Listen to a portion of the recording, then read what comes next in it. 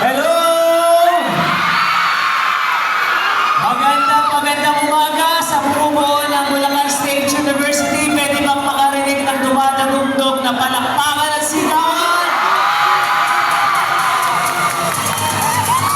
Grabe ang energy ng ating mga students dito sa Bulacan State University. Kaya hindi naman ako nagsasawa na magpabalik-balik dito every time na iniimbitahan niyo ako dito.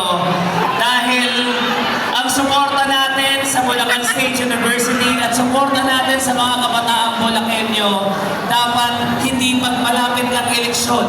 Dapat from day one, nakikita niyo naman ako, lalong-lalo na every time na may program, presence natin dapat nandyan at suporta sa lahat ng mga programa ng ating pamantasan at ng ating pamahalaang lalawigan. So, unang-una ay pagbati sa inyong lahat at sa lahat ng mga candidates natin at sa lahat ng mga players din sa inyong intramurals 2026.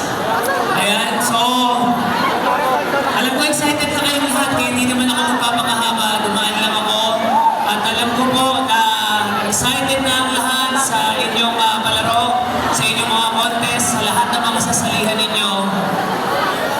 Sa lahat ng mga students, alam niyo, kailangan din niyo ito. Ako, lahat naman tayo naging estudyante. At nung panahon na student din ako, ito rin yung mga panahon na inaabangan ko. Dahil alam ko lahat kayo pressure sa school. Alam ko meron kayong mga kailangan, mga deadlines, may mga exams. Pero ito yung week na medyo marerelax kayong lahat. At kailangan natin yun. Kailangan niyo yun para maging maayos at maging better pa kayo sa inyong pag-aaral.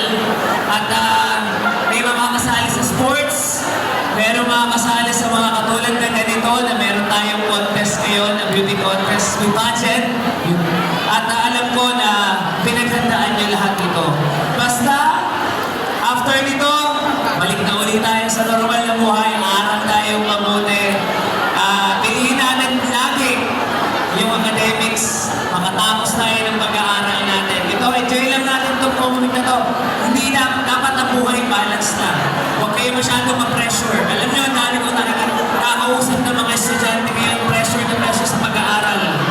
At talagang yung iba inaabot pa ng anxiety, inaabot pa ng depression dahil sa pag-aaral.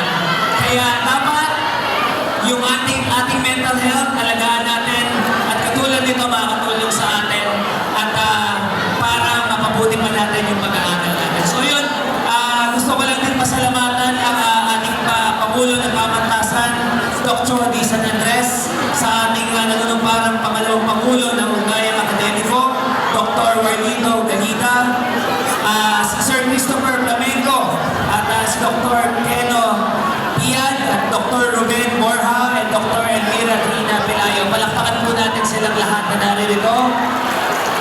At siyempre sa ating mga judges, palakpakan po natin ang ating mga judges na alam ko hirap ng kanilang trabaho ngayon. So sa ngalan ng pamahalaang lalawigan ng Bulacan sa pamumuno ng ating Governor Daniel Fernando, ito po ang inyong Vice Governor Alex Castro. Good luck, congratulations, and enjoy your intramurals. Maraming salamat.